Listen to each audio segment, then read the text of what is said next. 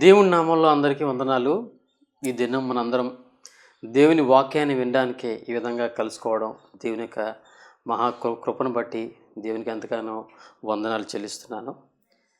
ఈ యొక్క సమయంలో మనం వినే వాక్యం ద్వారా ప్రతి ఒక్కరూ ఆశీర్వదించబడాలని నేను ప్రభు పేరటన ప్రార్థన చేస్తున్నాను.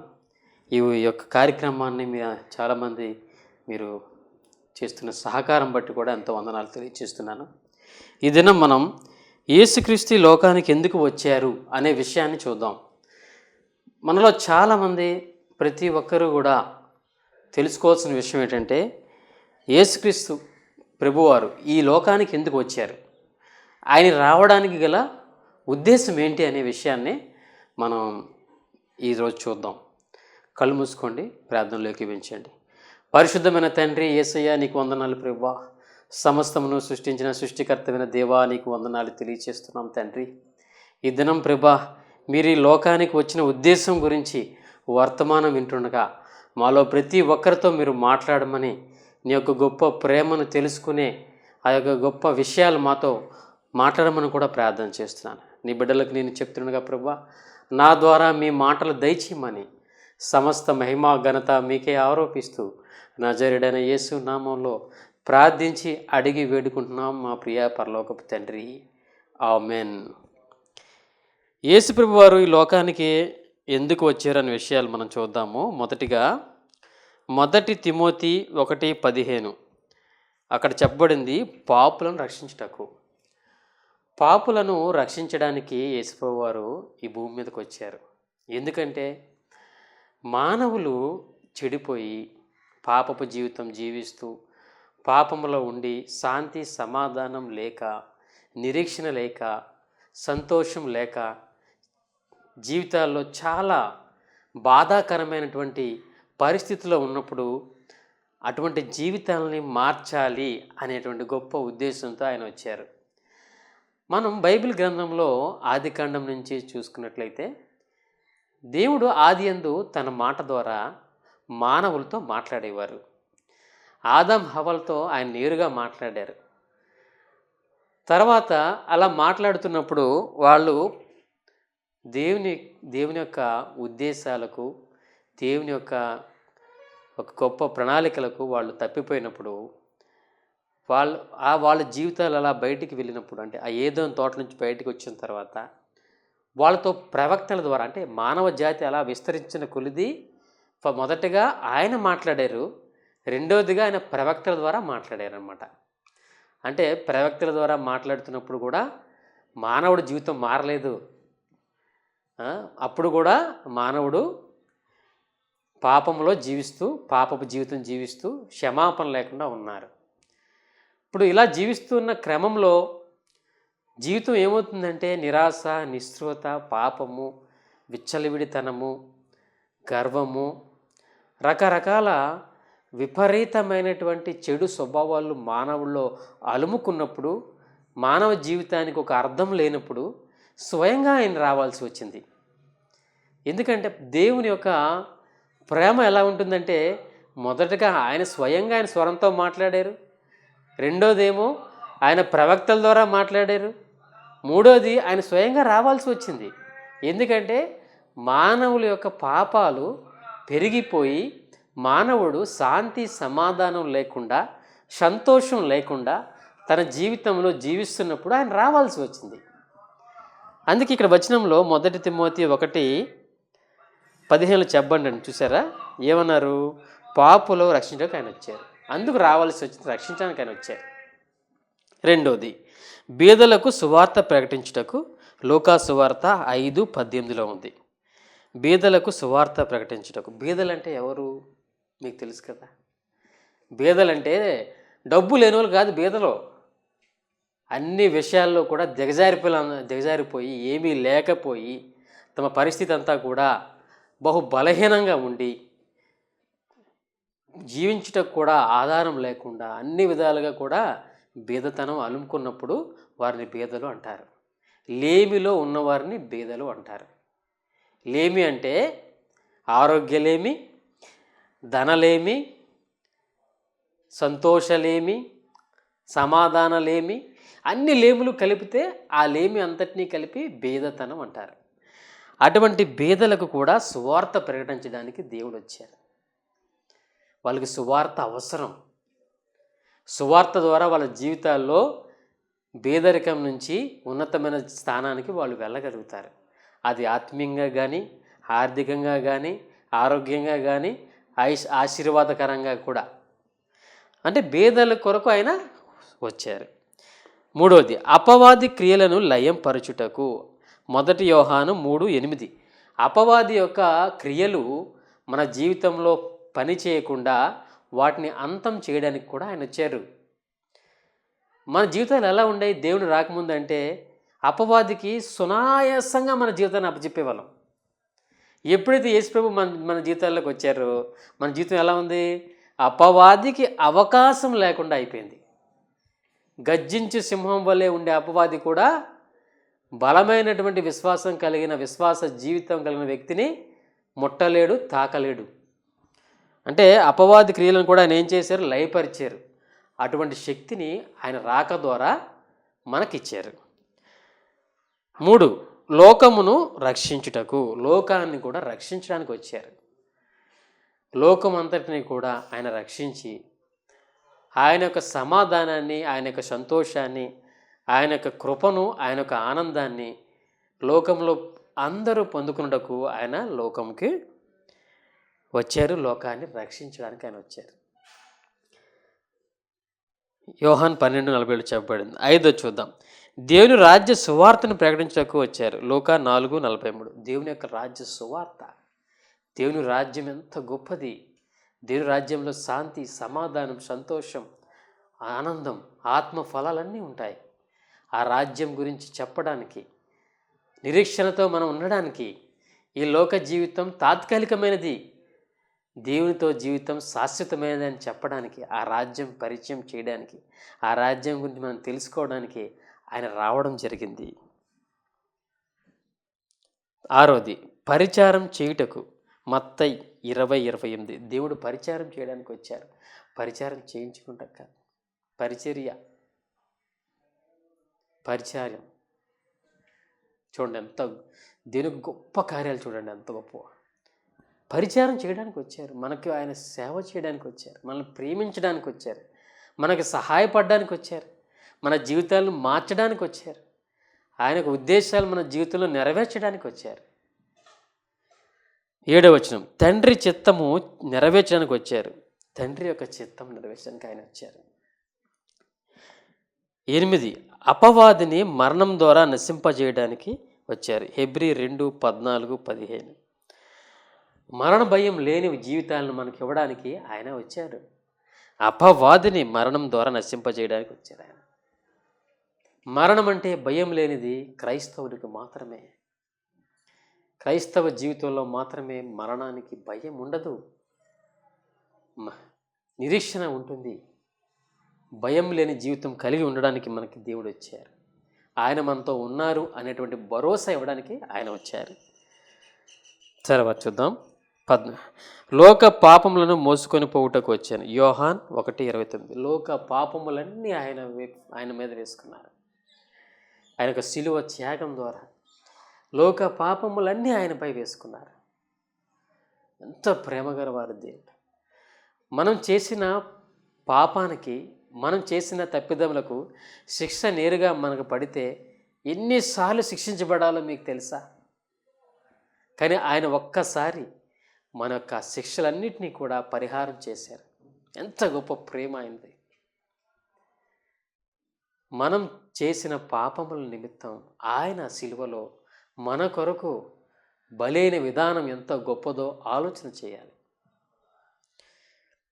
సత్యమును గురించి సాక్ష్యం ఇచ్చుటకు వచ్చారు. యోహాన్ 18:37. సత్యము, నీతి, దాని గురించి ఆయన సాక్ష్యం ఇవ్వడానికి ఆయన వచ్చారు. ఎంత గొప్ప దేవుడు మన యేసయ్య. దుఃఖాక్రాంతులందరినీ వాదాచుటకు వచ్చిన యెషయా 61:2. దుఃఖాక్రాంతం, దుఃఖంలో, బాధలో, నిరుత్సాహతలో, కృంగుదలలో ఉన్న ప్రతి ఒక్కరి కొరకు ఆయన వచ్చారు.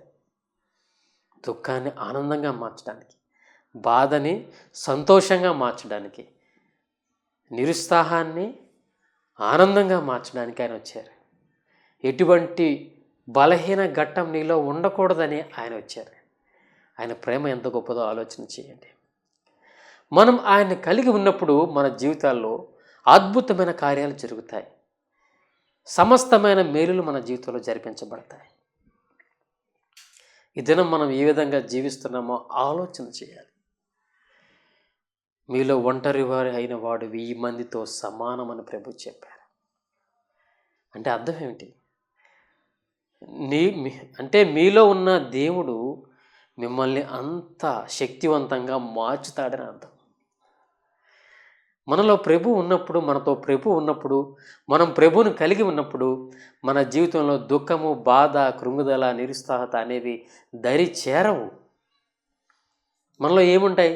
ఆత్మఫలాలు ఉంటాయి. నువ్వు స్నేహించే దేవుడు, నువ్వు కలిగి ఉన్న దేవుడు, నువ్వు ప్రార్థించే దేవుడు చాలా గొప్పవాడు. సమస్తం మీద అధికారం కలిగిన వాడు. దాయబడిన నిధులను నీకు ఇవ్వగలిగిన దేవుడు. సమస్యల నుండి బయటపడేయగలిగిన దేవుడు. ఆశ్చర్యకరమైన దేవుడు నువ్వు కలిగి ఉన్న దేవుడు. నీ కోసం వచ్చిన దేవుడు, నీ కోసం సిలువలో మరణించిన దేవుడు. నీ బాధపడుతున్నావా? నీ భర్త కొరకు నువ్వు బాధపడుతున్నావా? నీ భార్య కొరకు బాధపడుతున్నావా? నీ పిల్లల కొరకు నువ్వు బాధపడుతున్నావా? నీ వివాహం కొరకు నువ్వు బాధపడుతున్నావా? నీ ఉద్యోగం కొరకు నువ్వు బాధపడుతున్నావా? ఏ విధమైన సమస్యతో నువ్వు బాధపడుతున్నా సరే ఆయన వచ్చాడు నీ కోసం, నీ జీవితంలో అద్భుతం చేయడానికి. నీ మీదున్న భారాలన్నీ ఆయన వేసుకుంటారు. సమస్త భారములు మోసుకొని నా యుద్ధకు రండి, విశ్రాంతినిస్తానని ఆయన చెప్పారు. ఆ గొప్ప మాటలు మనం జ్ఞాపకం చేసుకోవాలి. దేవుని బైబిల్లో ఎన్నో గొప్ప మాటలు ఉన్నాయి. అవన్నీ మనం జ్ఞాపకం చేసుకోవాలి. ఒక సమస్య నీకు ఎదురుపడినప్పుడు వెంటనే దేవుని వాక్యం కూడా నీకు జ్ఞాపకం రావాలా.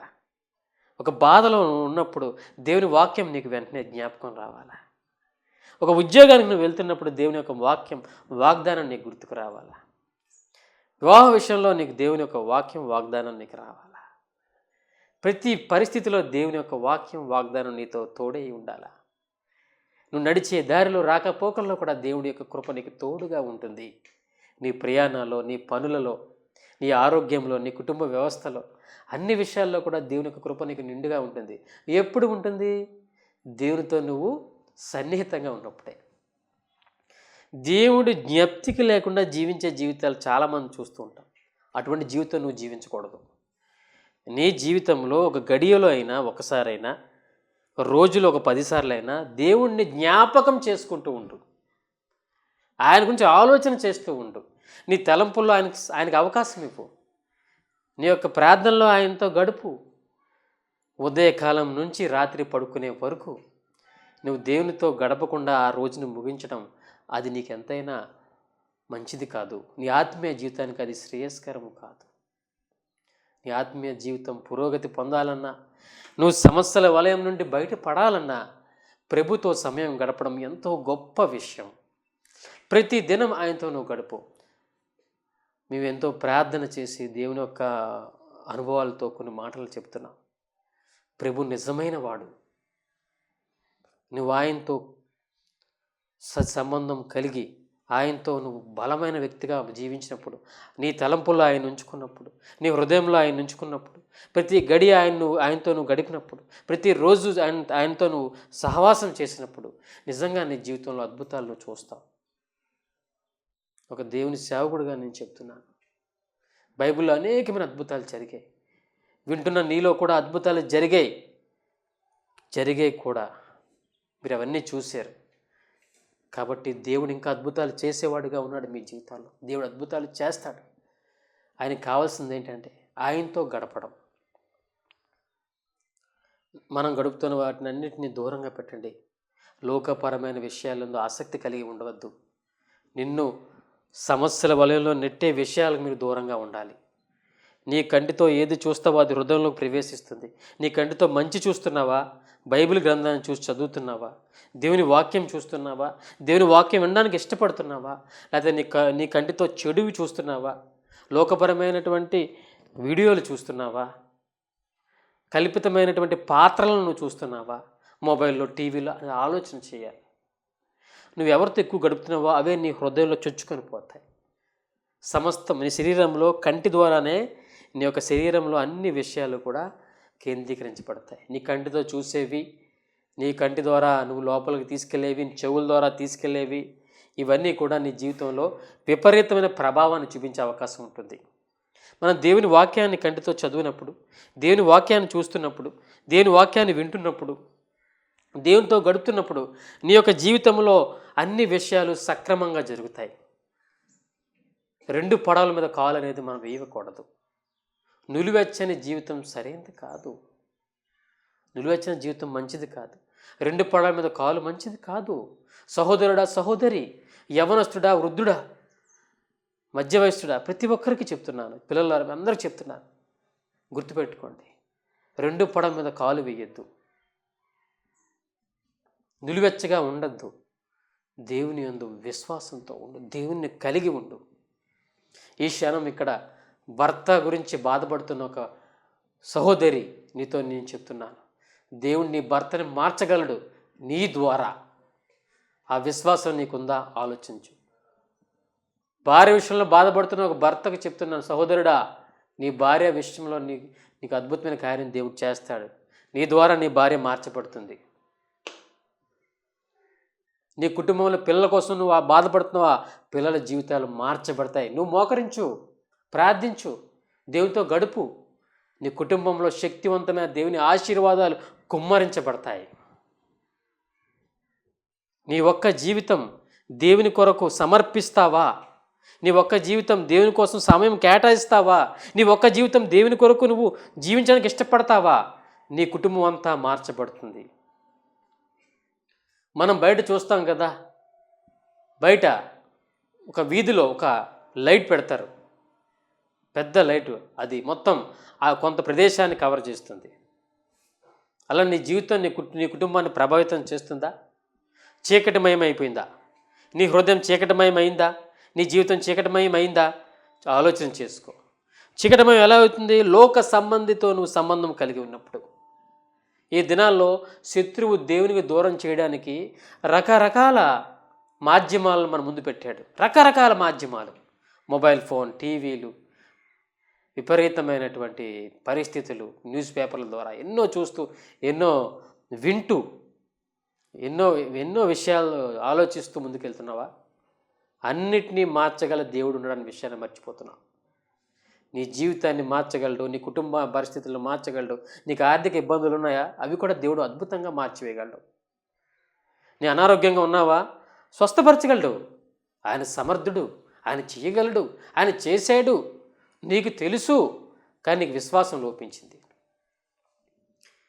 వాక్యం చూస్తున్న ప్రతి ఒక్కరూ కూడా ఎవరైనా బలహీనంగా ఉంటే దేవుని యందు బలపరచబడడానికి మీరు సిద్ధపడండి. మీ పరుగును ప్రారంభించండి. దేవునితో సంబంధాన్ని కట్టుకోండి. దేవునిలో బలమైన వ్యక్తిగా తయారవ్వండి. ఆయన ప్రేమను మరువద్దు, ఆయన కృపను మరువద్దు, ఆయన దయను మీరు మరువద్దు. ఆయనతో నిత్యం ఫలించేవారుగా మీరు ఉండడానికి ప్రయత్నం చేయండి. ఆవగించేంతైన విశ్వాసం ఉంటే కొండని కూడా పెగిలించి సముద్రంలో వెళ్ళి బైబిల్లో వాక్యం ఉంది. అంటే మీకు అర్థం తెలుసా? మీరు ఎంతమందికి ఆ విషయం తెలుసు చెప్పండి. ఆవగించేంత విశ్వాసము ఉందనుకో, కొండ వంటి సమస్యలు కూడా పిండి అయిపోతాయి. ఆవగింజ ఎంత ఉంటుంది మీకు తెలుసా? మీకు చిన్న విశ్వాసం చాలు దేవుని యందు. పెద్ద పెద్ద కార్యాలు నువ్వు చూస్తావు, సమస్యలు అన్నీ పోతాయి. ఆ విశ్వాసం నీకుందా? ఎటువైపు నువ్వు ప్రయాణిస్తున్నావు? ఎటువైపు వెళ్తున్నావు? మొబైల్ ఫోన్లో, యూట్యూబ్లో ఏం చూస్తున్నావు నువ్వు? దేవుని విషయాలు చూస్తున్నావా? దేవుని వ్యతిరేకమైన విషయాలు చూస్తున్నావా? అపవాది సంబంధమైన వీడియోలు చూస్తున్నావా? లోక నాటకాన్ని చూస్తున్నావా? మనుషులు కల్పించిన పాత్రలను చూస్తున్నావా? ఏం చూస్తున్నావు? ఎలా పోతున్నావు నువ్వు? జీవితం ఎలా పోతుంది? ప్రభువుని నమ్ముకున్నా నా జీవితంలో సమస్యలు ఉన్నాయి, ప్రభువుని నమ్ముకున్నా నా జీవితం మారట్లేదు, ప్రభువుని నమ్ముకున్నా నాకు డబ్బు లేదు. ఏంది కారణం? నువ్వే ప్రభువుని నమ్ముకున్నావు, కానీ ప్రభు కొరకు జీవించట్లేదు. ప్రభు నీలో లేడు. ప్రభు కొరకు నీ జీవితం ముందుకెళ్ళట్లేదు. ప్రభు లేకుండా, ప్రభుతో గడపకుండా, ప్రభువును ప్రార్థించకుండా, ప్రభుతో సహవాసం చేయకుండా అన్నీ కావాలంటే ఎలా వస్తుంది నీకు? నువ్వు ఎక్కువ ఎవరితో ఉంటావో అటువంటి ఆ యొక్క జీవితమే నీకు అనుగ్రహించబడుతుంది. దేవునితో ఉంటే దేవుని యొక్క కృప నీకు అనుగ్రహించబడుతుంది, దేవుని యొక్క సమాధానం నీకు అనుగ్రహించబడుతుంది. ఈ దినాల్లో ముచ్చట్లకి సమయం కేటాయిస్తున్నాం, ఇతరుల ఆలోచనలు వింటున్నాం, నీకు స్వతహాగా ఆలోచించుకునే జ్ఞానం కూడా ఉండట్లేదు. దేవుని చిత్తం అని బైబిల్లో ఉంది, మీకు తెలుసా విషయం? దేవుని చిత్తం అంటే ఏమిటి? మనం ఏం చేసినా దేవుని చిత్తం అని దేవునికి అప్పచెప్పాలి. నువ్వు ఇల్లు కొనుక్కోవు, ఉద్యోగానికి వెళ్ళు, వివాహ విషయంలో, అన్ని విషయంలో దేవాన్ని చిత్తం అని అన్నప్పుడు నీకు శ్రేష్టమైన అనుగ్రహించబడుతుంది. నీ సొంత జ్ఞానంతో నువ్వు చేసిన ప్రతి పని కూడా ఫలించదు, దానివల్ల నీ జీవితం ముందుకు వెళ్ళదు. నువ్వెప్పుడు కూడా దేవుని యందు విశ్వాసం కలిగి ఉండాలి, దేవుని యందు ఆసక్తి కలిగి ఉండాలి. నీ జీవితంలో సమస్యలకు కారణం నువ్వే అని నువ్వు జ్ఞాపకం చేసుకోవాలి. గర్వపడవద్దు. నాకు బైబిల్ జ్ఞానం ఉందని నువ్వు గర్వించకు. నీ సమస్యలు ఉన్నాయంటే నీవు శూన్యం అనే విషయాన్ని గుర్తుపెట్టుకో. నేను 30 సంవత్సరాలు దేవుడిని నమ్ముకున్నాను, నాకు బైబిల్ జ్ఞానం ఉందని నువ్వు అనుకుంటున్నావా? మూర్ఖుడు అంటాడు దేవుడు నిన్ను. ఎందుకు తెలుసా? నీ జీవితంలో అనారోగ్యం, నీ జీవితంలో సమస్యలు, నీ జీవితంలో నిరుత్సాహత, నీ జీవితంలో ఫలించలేని జీవితం ఎన్ని నీలో ఉన్నాయి. నువ్వు మూర్ఖుడివే. నువ్వు ఎప్పుడైతే దేవునితో సంబంధం కలిగి ఉండి సమాధానం, సంతోషం, ఆశీర్వాదం, ఆనందం కలిగి ఉండి వెలుగుగా లోకానికి దేవుని చూపించగలుగుతావో అప్పుడు నువ్వు దేవుని యొక్క బిడ్డగా నువ్వు మార్చబడతావు. నామకార్థ క్రైస్తవత్వానికి దేవుని యొక్క నిజమైన క్రైస్తవుడికి చాలా తేడా ఉంది. నిజమైన క్రైస్తవుడువా, క్రైస్తవురాలువా, నీ యొక్క వ్యక్తిగత విషయం ఆలోచన చేసుకో. నిజమైన క్రైస్తవుడి లక్షణాలు 5 చెప్తాను వినండి. నామకార్థ క్రైస్తవుడి లక్షణాలు 5 చెప్తాను వినండి. మీరు గబగబ ముగిస్తాను. నిజమైన క్రైస్తవుడి లక్షణాల్లో 1, దేవుడి చిత్తాన్ని చేస్తాడు. తను తీసుకునే నిర్ణయాలకి వ్యక్తుల మీద ఆధారపడ్డు, దేవుని మీద ఆధారపడతాడు.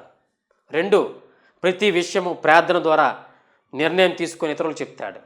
3, కుటుంబంలో తను ఒక వెలుగుగా ఉంటాడు. 4, ప్రభు కొరకు జీవిస్తాడు. 5, ప్రభు ప్రేమలో వర్ధిల్లుతూ ముందుకు వెళ్తాడు. నామకార్థ క్రైస్తవుడు ఎలా ఉంటాడో చెప్తాను చూడండి. నిరంతరం ఇతరుల ఆలోచనలను ఫాలో అవుతాడు. 2, నిత్యము మాధ్యమాలు చూస్తూ సమయాన్ని వెచ్చబరుస్తాడు. ఆదివారం వారానికి ఒకసారి దేవుడితో గడుపుతాడు. 4, విశ్వాసం లేమితో ఉంటాడు. 5, ప్రార్థన తన జీవితంలోనే ఉండదు. మీరు ఆలోచన చేయండి, మీరు ఏ స్థితిలో ఉన్నారనేది. మన జీవితాలు మార్చడానికి దేవుడు వచ్చాడు. ఆయన రావడానికి గొప్ప ఉద్దేశం ఉంది. ఆ ఉద్దేశం నీ ద్వారా నెరవేర్చబడాలి. ఆ ఉద్దేశంలో నువ్వు మార్చబడాలి. దేవుని యొక్క గొప్ప ఉద్దేశం అదే. సమస్తమైన మేలు దేవుడు నీ జీవితంలో చేయాలి అన్నా, దేవుని యొక్క కృప నీకు మెండుగా ఉండాలి అన్నా, నువ్వు దేవునితో సహవాసం చేస్తూ దేవుని యందు విశ్వాసం కలిగి ముందుకు వెళ్ళవలసిన అవసరం ఎంతైనా ఉంది. ప్రతి ఒక్కరు వ్యక్తిగతంగా జ్ఞాపకం చేసుకోండి, మన జీవితం ఎలా ఉంది, మోకరించి పరీక్షణ చేసుకోండి, ప్రార్థన చేయండి. ఈ వర్తమానం అయిన తర్వాత మీరు ఆలోచన చేయండి. ప్రభుతో గడపండి, ఒక గదిలోకి వెళ్ళి గడపండి. ప్రభువా, నా స్థితి ఎలా ఉంది? నీకు ఇష్టడుగా ఉన్నానా, నీకు దూరం అయిపోయానా, మళ్ళీ నేను ఎలా కట్టబడాలి అని ఆయనతో గడపండి. ఆయనతో కట్టబడండి, ఆయన సన్నిహితంగా గడపండి.